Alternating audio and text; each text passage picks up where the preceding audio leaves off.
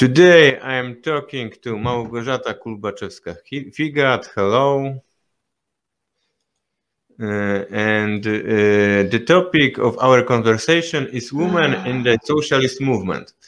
Politics in the capitalist countries is dominated by men, and unfortunately the socialist movement is also heavily paternalized, as exemplified by the heads of the classic of Marxism, where Marx, Engels and Lenin are next to each other. The leaders of all socialist countries have always been men, and women fighting for socialism are hardly spoken of. So today I would like to change that.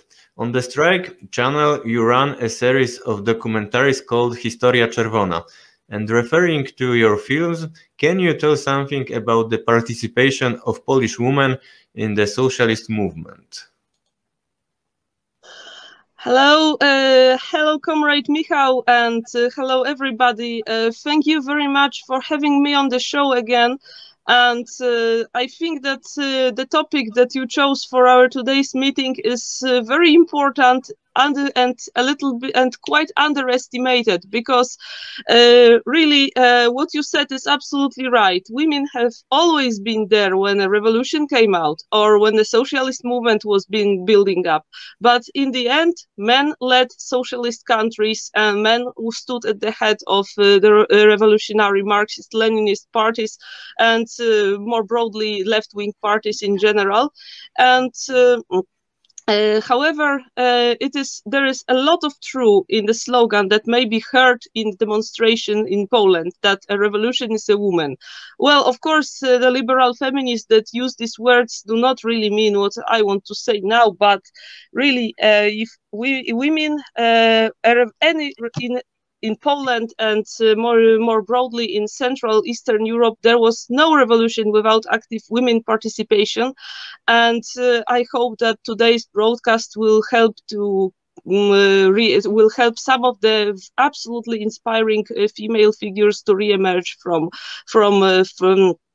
being forgotten and for staying in the shadow of their male comrades.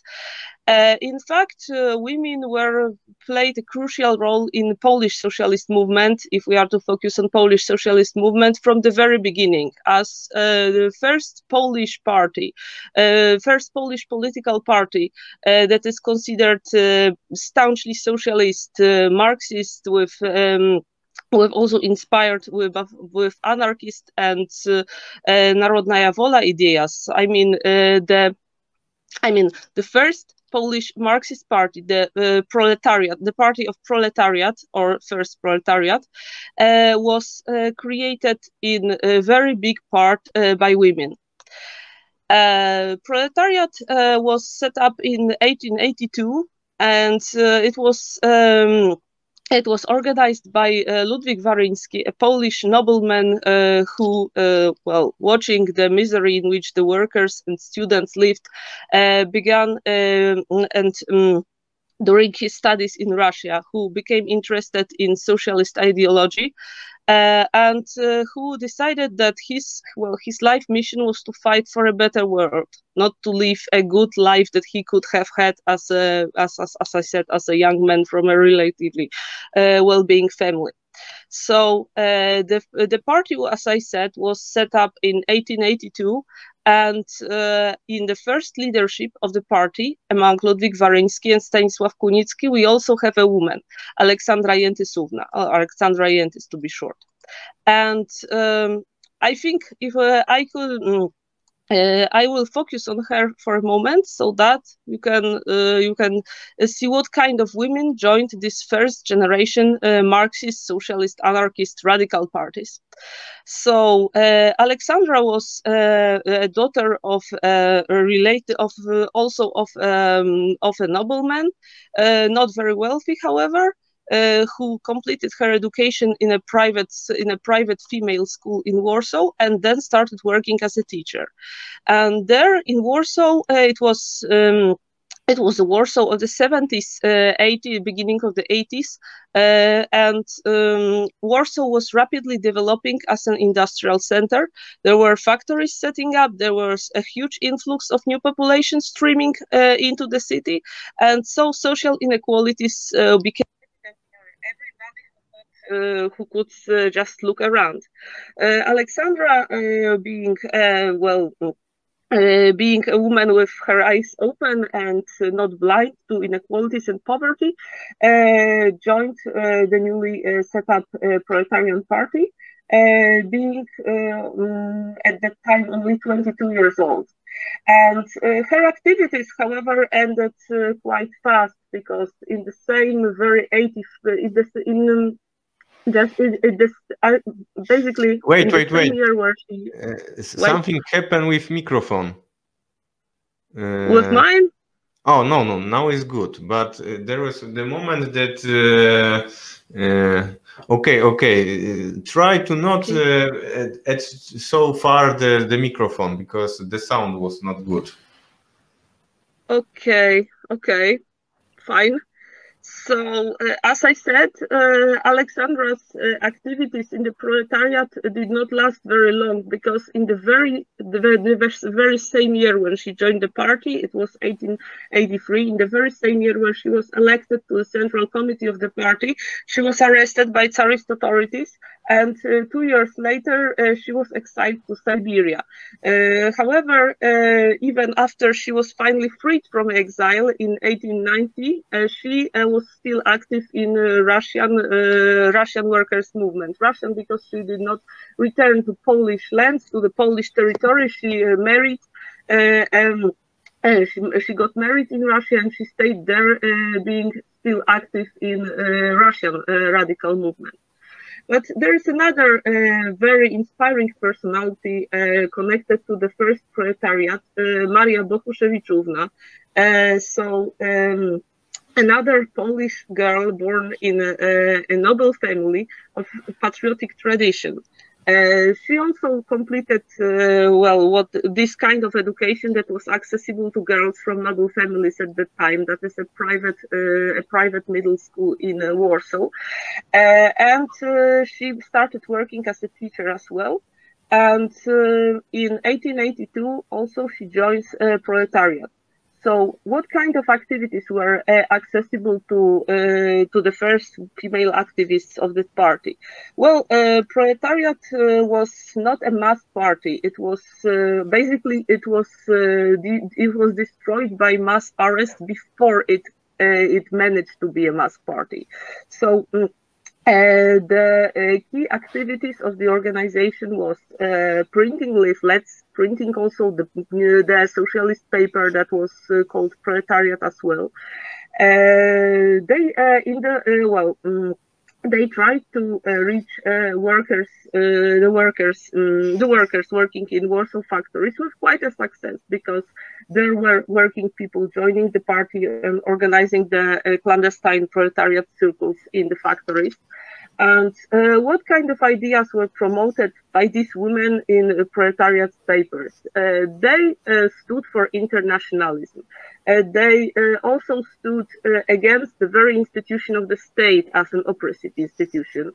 They explained to Polish workers that the enemy of them was the bourgeoisie, including the Polish bourgeoisie, and not so the real fight. The real struggle goes between working class and the owners of means of productions, and not as the Polish intelligentsia and noble class so far between nations. So they stood for internationalism and cooperation with Russian workers and workers from other countries, and not for just fighting for independent Poland.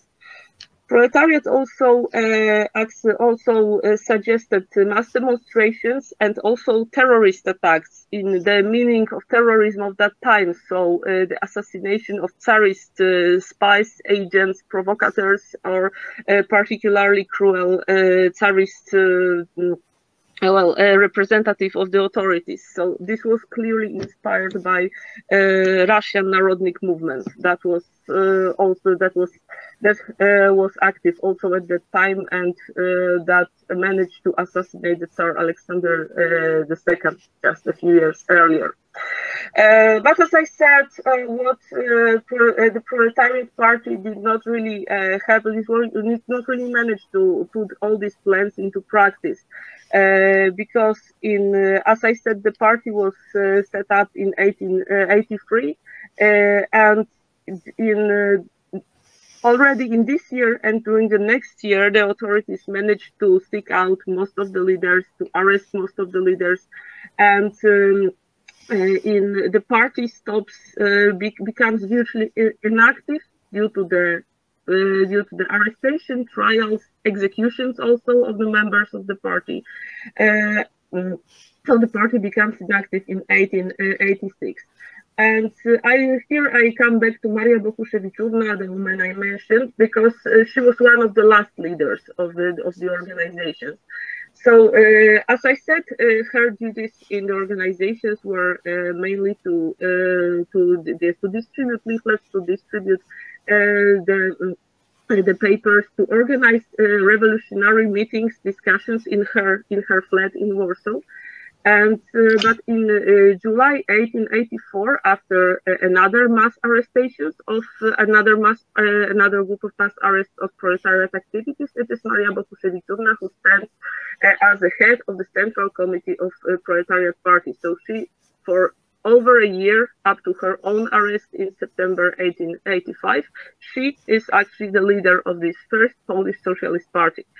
And during that time, she managed to organize a few mass demonstrations in Warsaw, quite an achievement given the circumstances in which the party worked, and including the first the demonstrations of the unemployed in March 1885, which was perhaps the first the first manifestation of that kind in history of Poland, the manifestation of the unemployed people who demanded for the possibility of working and earning their living. And well, the end of life of this revolutionary woman is said, well, quite typical for the time, but still sad.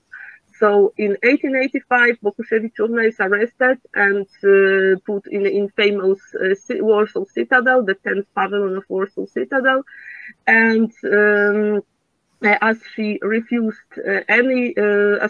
to cooperate with the police to testify about her activities, in 1887 she was not put into trial. She was administratively convicted to sending to Siberia. And then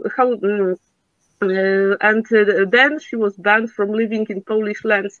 However, she even did not reach the place where she was supposed to live under police supervision. In the same 1887, she dies during the deportation in Krasnoyarsk, in the very east of Russia. So. So she was only 22, and yet her life was so much full of events, so full of engagement in the most difficult, most revolutionary activities in that time Russian Empire. And I'd like to mention yet another less known woman who shared a cell with Bokuszewiczówna during her last imprisonment in Warsaw.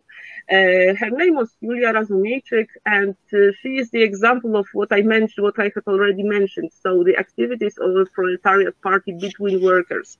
Because first, we often hear that socialists, the first socialists did not know how the workers lived, that they were not workers, that socialism is, a kind of artificial ideology created by intelligentsia for workers who did not want that. No.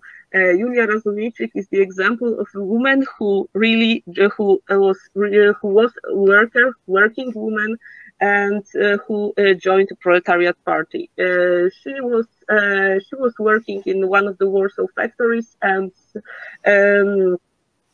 she ran a socialist circle in the factory. Once again, we are talking about a very young person because she was 20 at the time, and she died at the age of 21, being imprisoned in a Warsaw citadel and being refused proper treatment, transfer to hospital. She died of tuberculosis in 1887. So this, as you can see, the story of the first generation of Polish socialist women ends. Was a tragic story, but it shows that women were as intransigent in their ideas as men, and that in this very first generation, where the socialists were not numerous, when really every comrade counted, there was the men had no problem with including women in leadership, in the central committee of the party, and with hearing their voice as well. Though we must here at that point we must admit that sadly Polish socialist movement had a problem with women from the very beginning. I mean, all the socialist in all the socialist movements, as you said, women encountered also patriarchalism. Some old ideas about their roles, not giving them the first line possibilities. But I will come to that in a moment, because if I mentioned Julia Razumieczyk, then I want to elaborate a little bit more on working women who organized strike actions, and who went to the forefront of the class war in that time Polish land. So we will go now from Warsaw to Żyrardów, a huge industrial center not far from Warsaw, actually, where in the same 1883, when proletarians were organizing their party in Warsaw, female workers organized one of the biggest strike actions in factory at that time in Poland under Russian rule. So Żyrardów was a huge, as I said, was a huge factory center employing a few thousands of both men and women. In 1883, those were women who started a huge strike, hearing that their daily wages were to be lowered. We must remember that in a 19th century factories, it was standard to pay women much less than men, even if their work was as hard as male labor. Women were paid half less or even more. And in April 1883, the 70 female workers of the Żyrardów factory, of a private factory in Żyrardów, heard that their wages were to be lowered even more. And to the very surprise of the factory's leadership, all 120 women employed in these factory sections stopped working, and then women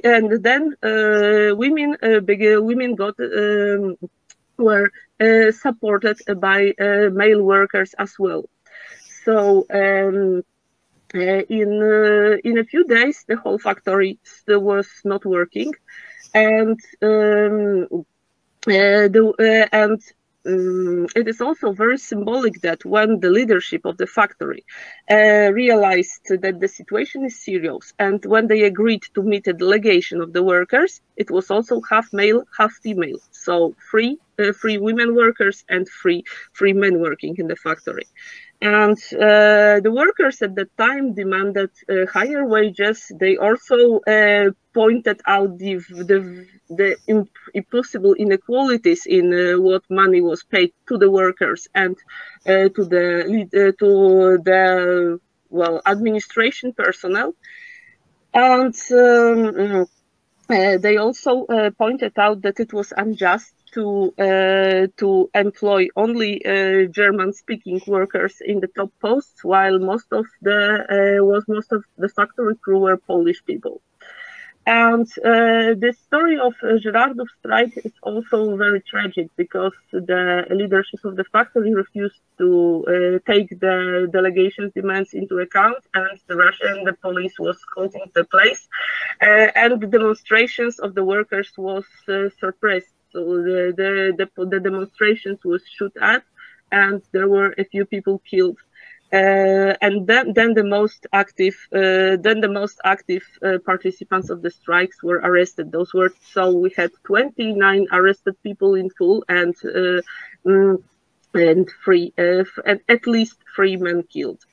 So this strike was suppressed, as I said, but it was left as a huge symbol showing that both men and women working in the factories should stand up for their rights, and that the fighting and working solidarity was really something that the factory owners were afraid of. Okay, and if I talked about the first organizations and first strikes, and here I think we should pass to another important socialist organization in the history of Polish working movement, because in the 90s there are two socialist parties set up in Polish lands almost simultaneously, one of them being Polish Socialist Party and another one is Social Democracy of Polish Kingdom and Lithuania. So the basic difference between the parties, I'd say it from the very beginning, so that the similarity in names and similarity in, well, the general idea does not mistake anybody. So the Polish Socialist Party from the very beginning stood for fighting for independent Poland as the first condition, and then as building this independent Poland as a socialist pro-worker state, while the Social Democrats of Polish Kingdom and Lithuania were an internationalist party standing for close cooperation with Russian proletariat, with also workers of different countries of the world. And among their top ideologists, we have another outstanding woman, but I will come to that in a moment. So coming back to the Polish Socialist Party, this organization was set up in 1892 in Paris during a meeting of a few smaller worker and socialist organizations from Poland. And once again, we see two women among those who organized who took part in this first Congress. Once again, we have among them Maria Jankowska. This is another activist of the old proletariat who, however, avoided arrest, who emigrated and who was then active in socialist movements in Switzerland and abroad.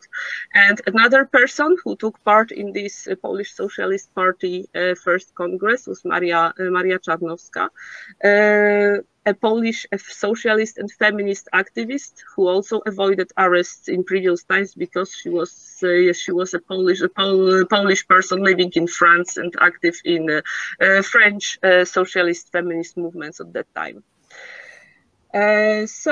Polish Socialist Party, as I said, stood in general for independent Poland. And also from liberating Polish workers from the capitalist oppressions. In their first program that was accepted during the Congress of 1892, they called themselves a political organization of Polish working class. So there is no internationalism in here. They were an organization of Polish working class. And they said that their aim was independent democratic republic. In terms of the workers, they stood for 8-hour long working day, and the right for 3 days for workers, a ban on employing children, and also equal pay for men and women. And what was the role of the women in the organization in the next time? Well, Polish Socialist Party has quite well. They are. I'll be honest. So there are mainly men in the top ranks of Polish Socialist Party. Men form the central committees, and men play the most spectacular roles. However, the role of women grows again once Polish Socialist Party sets up a fighting organization, organizacja bojowa, so that we could translate as with fighting or direct action organization. It was set up in 1984, 1904, sorry. And the aim of the organization was, on one hand, it was to secure safety for meetings of the revolutionaries, to secure the demonstrations, to fight the Tsarist police and gendarmes when they wanted to disperse the demonstrations. And the second aspect was to organize, assassination attempts against the most cruel, the most compromised representative of Tsarist authorities. And women are present in the fighting organizations from the very beginning, but they are not allowed to undertake the direct actions themselves. They are not allowed to fight. They are not supposed to shoot those representatives of Tsarist regime. They are given the auxiliary role. Women transport the explosives. Women also transport guns and weapons. Women observe what is happening in the street during the assassination attempts. So they are given all these extremely important but still secondary roles. So among the women who, why so? On one hand, we see here a part of Polish tradition that says that women are not supposed to be sent to the most dangerous posts, which is quite superficial and not really, definitely not socialist tradition, we'd say. And on the other hand, this is also, I think that this is also the result of men wishing to take the most spectacular place for themselves, I'd be honest. But definitely without the work of women transporting guns, organizing the assassinations, assuring contacts, and observing, most of the fighting organizations' actions would have never been possible. However, there are exceptions to that auxiliary role. In 1905, for example, when in August 1905, the Polish Socialist Party organized a mass attack on policemen and police stations in Warsaw, there we know about at least one case where a woman directly shoot a policeman. It happened in Wola, the working people district of Warsaw. And this case was described in the Polish press with a great surprise that a woman could have just taken a gun and shoot a policeman. Well, I don't really understand this surprise given the fact that Russian women had been active in the Narodnik movement for decades, and really nobody was in Russia. Nobody was really stunned when seeing a woman participating in a revolutionary organization. But you see, in Poland, this thinking about male and female roles was still very strong. And another exception to this rule, excluding women from from shooting themselves, was the story of Wanda Krachelska, also a member of Polish Socialist Party organization, who in 1906 already, who tried to assassinate the general governor of Warsaw, so the top Tsarist official in Warsaw, Georgi Skałon, known for his cruelty and cruelty towards revolutionaries. It was at the time when the revolution of 1905 was already, not growing. It was to a huge extent suppressed, a way of strife strikes fade out, and so the Polish socialist organizations tried to give a new impulse to the revolutionary fighting, and they agreed for a woman to organize a bomb attack on this most hated Tsarist official in Warsaw. However, the attempt was very well organized because Wanda Krachelska pretended to be a rich noble woman with artist predilections who who hires a flat in central Warsaw, in a very good district of central Warsaw, to meet her friends there, to set the artistic studio, to lead the typical life of a rich girl who has really nothing to do, and she started living there with two other comrades, also women, pretending to be the servants. And on the day when Skałon was spotted in the street just outside the apartment, the three women threw bombs from a balcony. So sadly, this spectacular assassination attempt failed because, he was only hurt, he was not killed. And what also shows to what extent women were still underestimated, accounts the fact that the three revolutionaries managed to flee from the place of the assassination attempt. There was a lot of police. There were the governor's guards on the place, but nobody even thought that the three women fleeing from the place in their long dresses, maybe someone else than just scared girls who heard the explosion and wanted to get out.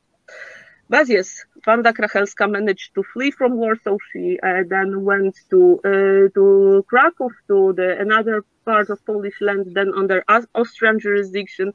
Then when the Tsarist police found out who was behind the assassination attempt and tried to extradite her to Warsaw, she stood trial in Austria, where she said proudly and in detail how she planned the assassination attempt, that it was her plan from the very beginning to the end, and that her motivation was purely political, socialist, that she stood for independent Poland and as a country of social justice.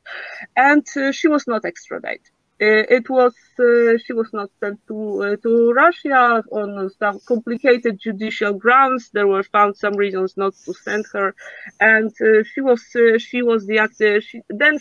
However, she lived in independent Poland as well, but she was no longer active in socialist movement as such. She was a social activist, feminist, this kind of, but. She was quite disappointed by the fact that the assassination attempt failed, and she was no longer in the first line of the Polish Socialist Party. So, as you can see, women were everywhere in the first generations of the Polish socialist movements. They were given important auxiliary jobs. They were sometimes allowed also to be, like I'd say, frontmen or front women of the most spectacular actions. But what is perhaps the most precious contribution of the Polish women of the second generation of socialists is the theoretical contribution left by Rosa Luxemburg. And here we have to leave a Polish Socialist Party and to go to another organization that I mentioned, so the Social Democracy of the Polish Kingdom and Lithuania. This organization was set up a little bit later than the Polish Socialist Party in 1893, and as I said already, it was from the very beginning, it was an internationalist organization. It was a Marxist organization standing for the liberation of the working class, for socialist and then communist society, for involvement in class struggle. There were no mention of independence, of the priority of independence of Poland in their program. They seek to represent working class and to ensure that working class takes the leading role in the future socialist non-capitalist society. The social democracy of Polish Kingdom and Lithuania took part in 1905 revolution, and then it was active both in Polish lands and abroad. And in 1918, after the October Revolution in Russia and after Polish independent state was established, the activists of this party set up the Communist Party of Poland. But here I'm running a little bit into the future, and I think we could go back to Rosa Luxemburg as the really outstanding figure who is anyway the most internationally recognized person connected to socialist or left-wing in general movements from Poland. So yes, it is a little bit ironic that that most of the socialist leaders in Poland were men, but this is a woman who is now the most internationally acclaimed and whose legacy is very inspiring up to today. So I will tell you, what can we say about the life of this outstanding woman? So as you might guess from her name, Rosa Luxemburg was not an ethnic Polish. She was a Jewish woman. She was born in Zamość in the east of Poland in a Jewish family, Jewish merchant family. But in fact, her Jewish origin was, well, not only an origin, as many Jewish families at that time were already highly either Polonized or Russified, and they did not really observe the rules of the Judaist religion. And the Luxemburg family was Luxemburg because, well, the Luxemburg writing is just a mistake. Her real name was Luxemburg, but this is just a detail. So the Luxemburg family was one of those Laicized families who were much more close to Polish and Russian culture than to their Jewish heritage. So Rosa Luxemburg, as a Tsarist citizen, as a citizen of Tsarist Russia, she, while going to school, she had to undertake the course of religion, and she was assigned to Judaism classes due to her origins. But she kept saying that it was not a good experience, that she felt that she didn't feel connected to that culture and that religion at all, and. She was a staunch she was much more in her youth. She was much more interested in Polish romantic culture, in Polish poetry of that time, for Polish literature than anything Jewish. But she was, as I said, she was born in Zamość in the east of Poland, but her more major political life begins in Warsaw as well. And here we go again to the same mechanism that I mentioned already. So a young girl goes to Warsaw to the private, it was not private, it was actually state gymnasium. Yes, a Warsaw State Gymnasium for women. And there she gets contacts with with revolutionary youth. She observes the inequalities and the situation around her. And she joins a youth circle connected to the Proletariat Party, the party that I spoke in the very beginning. It is 1887 at that time. And the Proletariat Party is actually very much weakened, but the ideas are still spread among the workers and the youth. So Rosa Luxemburg, as an ambitious young woman, wanted to continue learning. She wanted to go to the university, which was not possible at that time in Russia, and so she went to Switzerland. And in Zurich, she studied philosophy, economy, and law. And she also joins Russian socialist circles abroad. She meets among others, another famous socialist woman, Alexandra Kołłątaj, who will be in the future the first female minister in any government. Of course, it was the Bolshevik government in 1817. And Luxemburg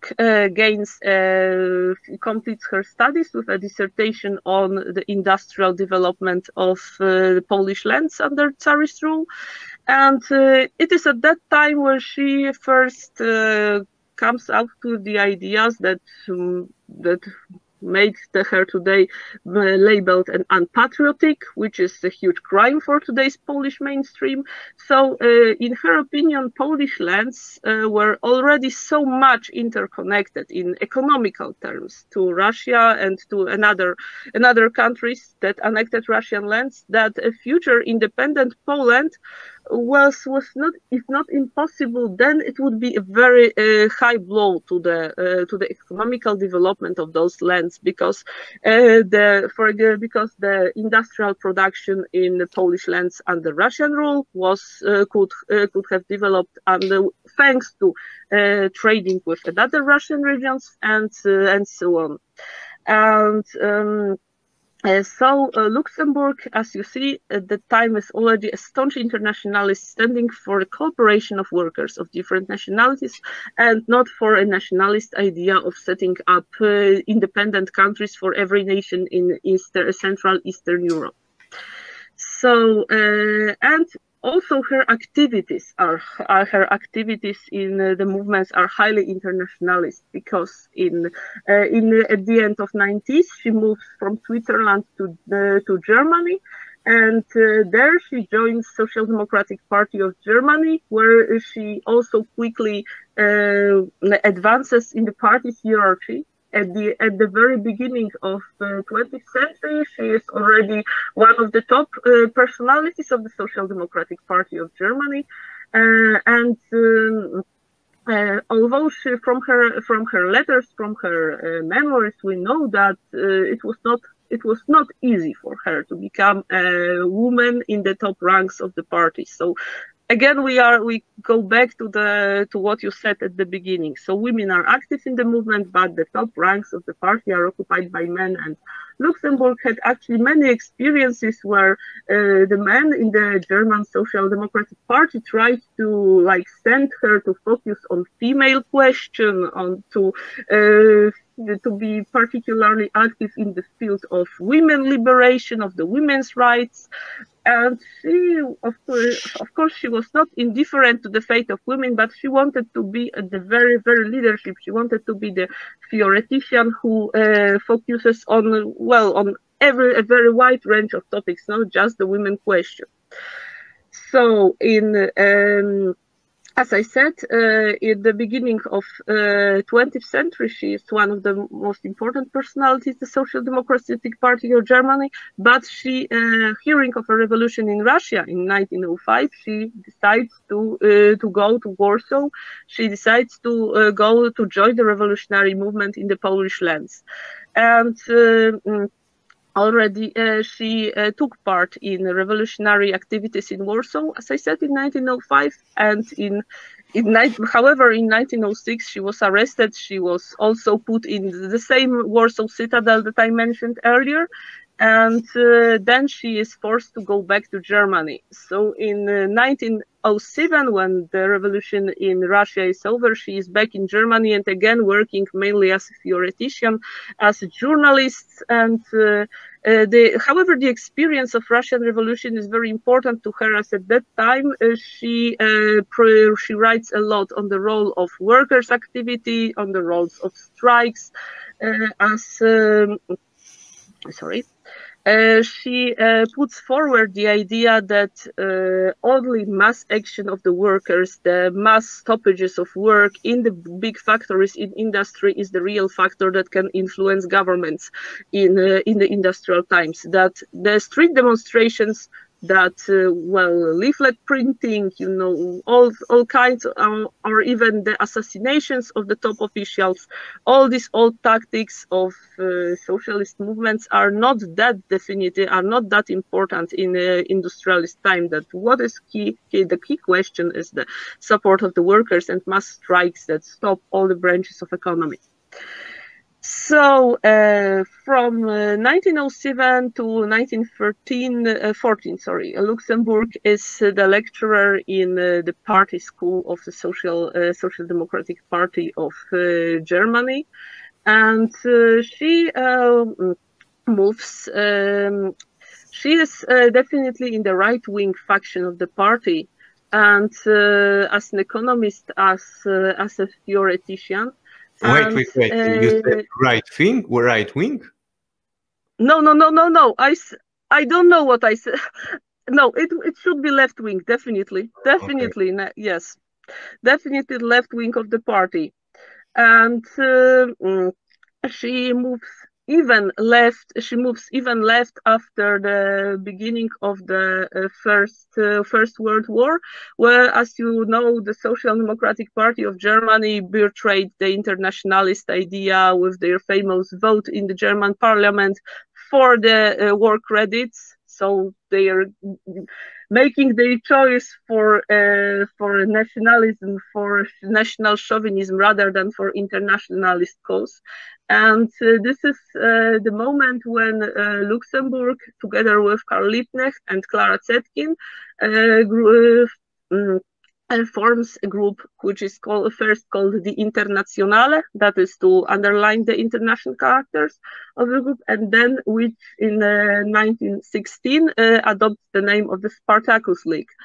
They definitely stand against what the Social Democratic deputies in the German parliament did. They are against funding the war, and they call the German proletariat to organize strike, to refuse fighting, to refuse to support the war, to refuse to support the war, and to paralyze the country with general anti-war strike.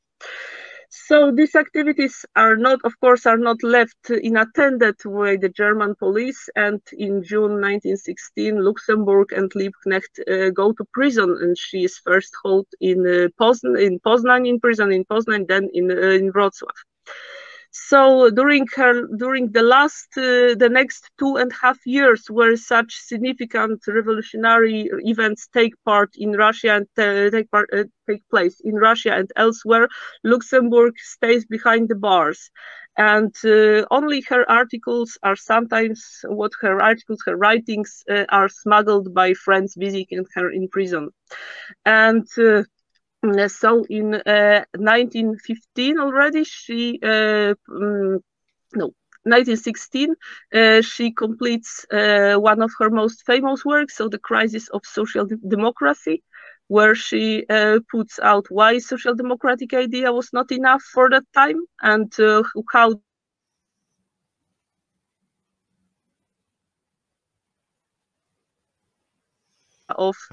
how we need to go a step further.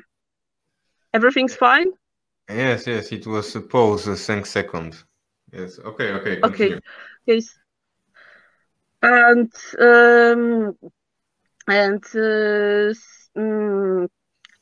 So she definitely stands for revolution. She stands for building up an entirely new society instead of feeding hopes for reforming capitalism.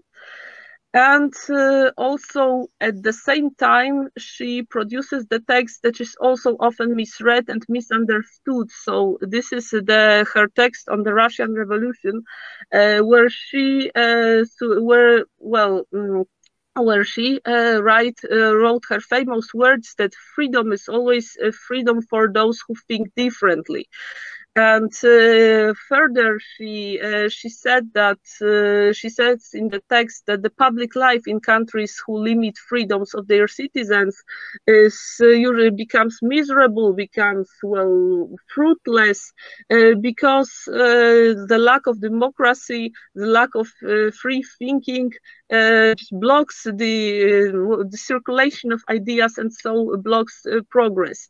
However, it's not true to say that Luxembourg was against Russian Revolution, or that he criticized Bolsheviks and Lenin and the government they set down.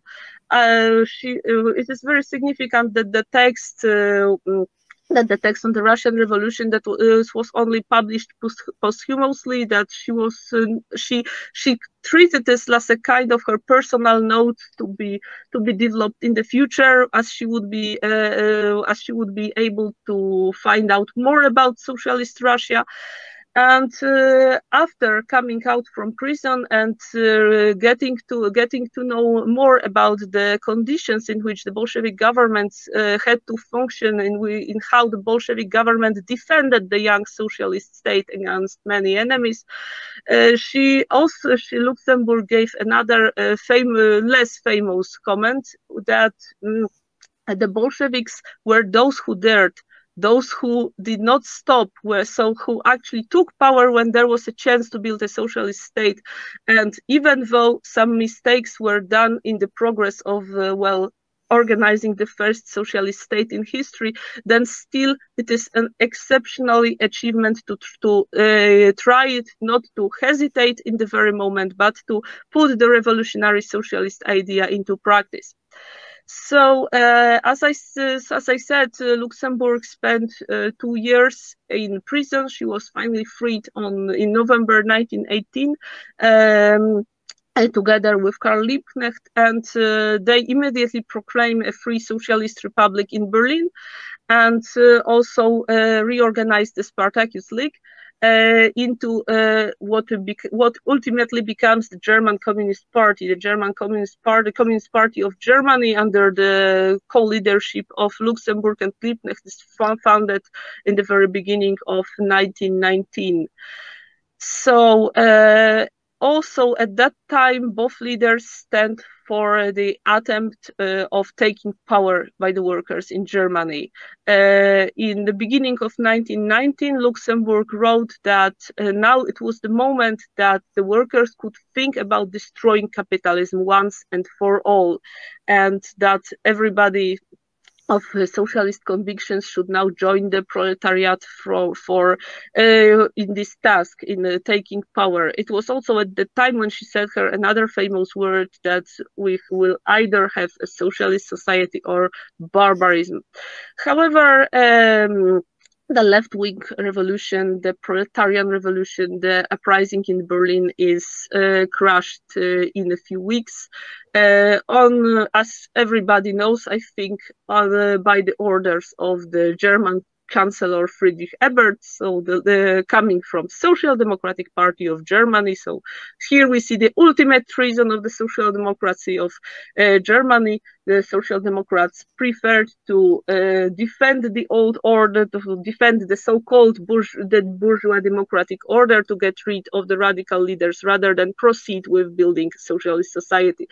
And Luxemburg and Liebknecht are both killed in January 1919, so there was an anniversary not far ago, and the body of the most famous Polish and German internationalist socialist theoretician is found in the Landwehrkanal in Berlin. So, it is now I realized how sad it is to hear that most of the stories of Polish revolutionary women end up like this. But of course, it was not only females' fate. We can see on their example with what kind of brutality did the reactionary governments of all kinds destroy the revolutionary working proletarian movements. And sadly, this is something that did not change until today. Okay, thank you for all the things which you said. You said many things interesting. I would like to say something about this book which you mentioned, Rosa Luxemburg, about the Russian Revolution. There was one interesting chapter about the Bolshevik politic of the agriculture, that Rosa Luxemburg criticized the privatization of the land. She preferred the land collectivized. So yes. It is something that in Poland, Rosa Luxemburg is very popular in the circles of the people who don't like Bolshevism, don't like Stalin. and for them the question of the collectivization is something, the most brutal thing of the Bolshevism. And in the one and they support. They said, we are true leftists. We don't like Bolshevik, but we like Rosa Luxemburg, but because she was democratic. She stood for the democratic socialism. But when we watch the collectivization, which was placed in 1929, we can say that Stalin he learned from the Rosa Luxemburg what we have to do with the land. So it is interesting for me. Yes, indeed. Rosa Luxemburg, as she was an economist, as I said, and she understood quite well that only the large landed estates, only concentrating the land in one hand. She understood what has to be done so that the agrarian production of the East can be efficient and can function in capitalist world as long as socialism has not won in the whole planet. And she understood perfectly that separating land into little parcels for every peasant family was absolutely inefficient, and in a further perspective would bring really no profits to the Russian society. And she says it, you are right to say that in the chapter of the book of the Russian Revolution, she says clearly that only the nationalizations of the large landed estates is the point of departure for seeing a socialism in the country, for socialism in the land, not only in factories but also in agrarian economy. And she admitted that perhaps small peasants could have been agreed to leave a little parcel for their own direct needs, but in general the model of land ownership in a socialist country is state ownership. That was what she definitely stood for. And you mentioned today's so-called democratic socialists, people who call themselves real democratic socialists, who try to advance Rosa Luxemburg as their hero against the bad Bolsheviks, against the non-democratic Lenin and his comrades. So here we see yet another, I think, misunderstanding of Rosa's writings. Rosa Luxemburg was absolutely sure, and we can also find that in her book on Russian Revolution, that the socialist government is a representative of the nation, of the state, a representative of the working people, and so we can't really particularly in the context of very fierce counter-revolution being waged against the socialist government, we can't really blame them for not allowing the class enemies to set their organizations, to set their organs when the socialist government is with a socialist program is a representative of the huge masses of the society.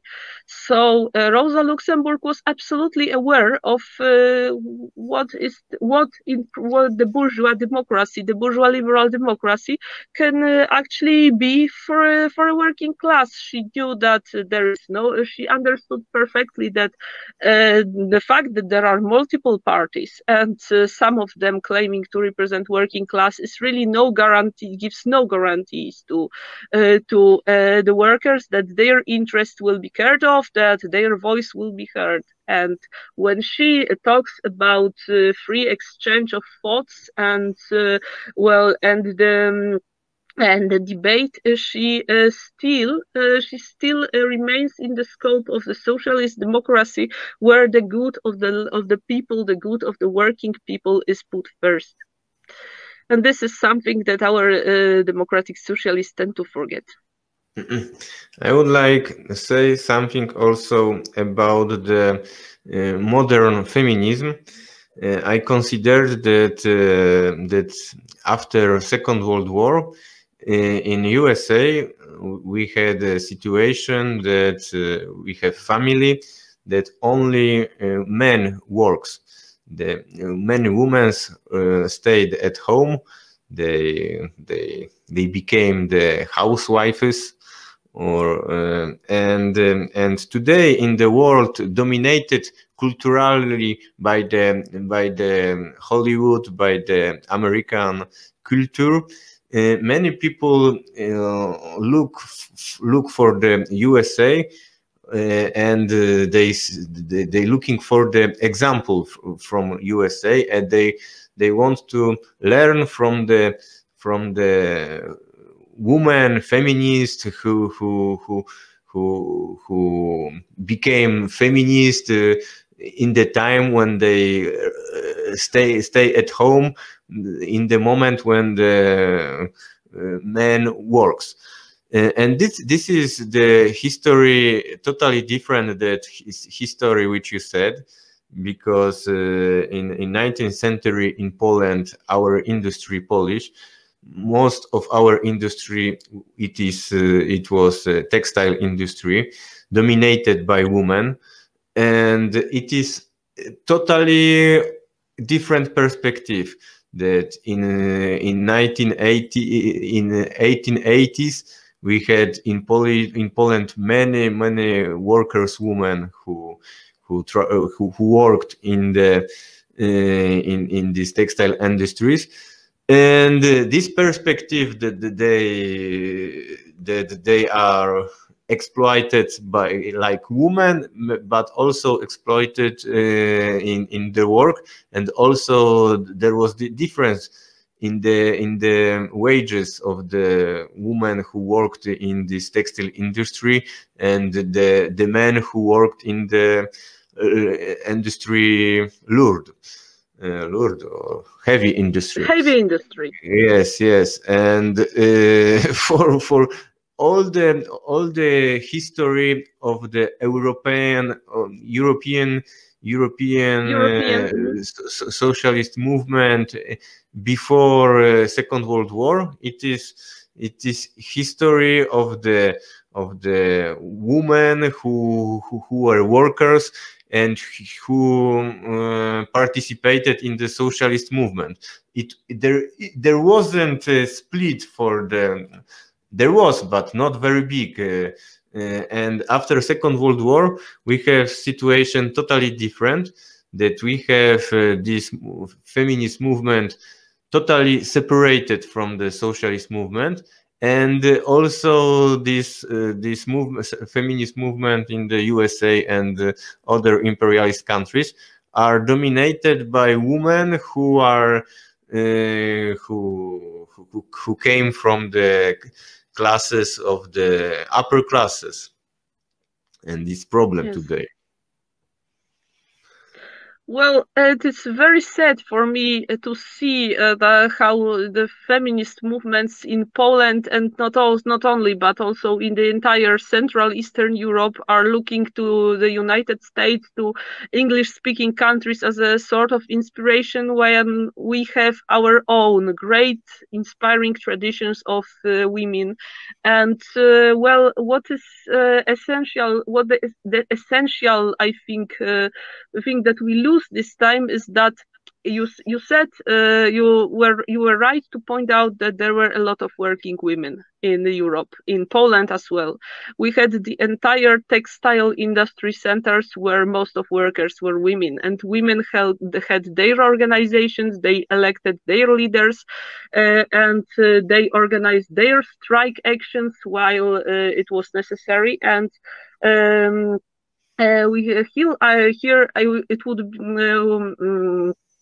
here I'd like to wow, I forgot the word.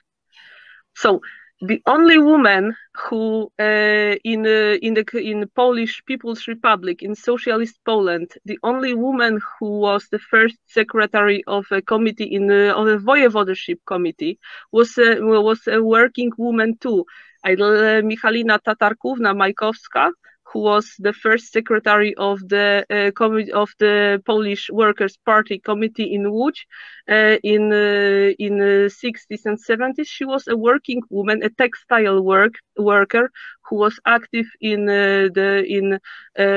strike movements in the interwar period, and who then joined the Polish Workers' Party. So we had this kind of personality. We had a working woman leader who was set first, who from organizing illegal strikes, who went up just to having an important post in socialist Poland.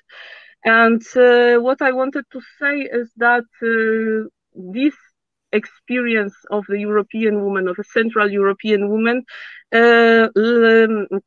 was that women socialists wanted to be everywhere where the men were. They wanted to do everything that men were, and they wanted to be treated as comrades and to fight together for socialism in the future. Of course, there were organizations addressing particularly women because they were needed. Women were much more often were illiterate, or women were under big social pressure.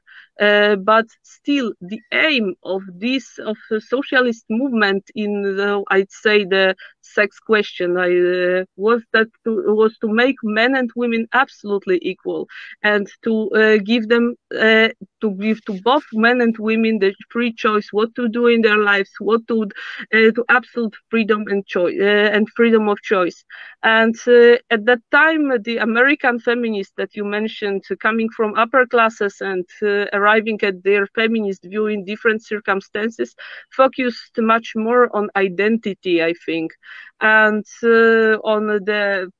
on freedom to express yourself as a woman and to be well admitted and in the society as a woman. And what is very saddening for me today is that the that left-wing women who think of themselves as of a left-wing activists also focus too much on this identity politics, while it is important, but what identity of personality will. If we put the identity of a personality in the center, we will never get a socialist state, because, well, socialism is about building. Socialism is about class struggle, is about collective struggle, is about huge transformations in the society, and we will not achieve that if there is no workers' movement. If there is no collective action, but just focusing on one's right to self-expression. Okay, thank you very much for your time. We said you said you finish your history in the death of Rosa Luxemburg, but it is not the end of the woman's history in the socialist movement. So I hope that we'll continue this subject because my objective is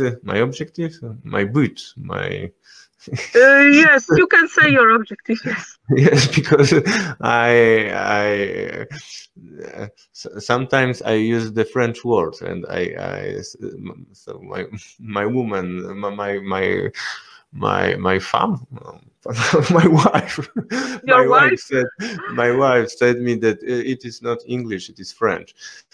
So my wife, no. So I hope that we will continue this. We will try to do second episode about the history, the woman in the socialist movement. I think it would be definitely worth making. Thank you for the invitation, and I hope to see you again. Okay. And continue the story. See you. Bye.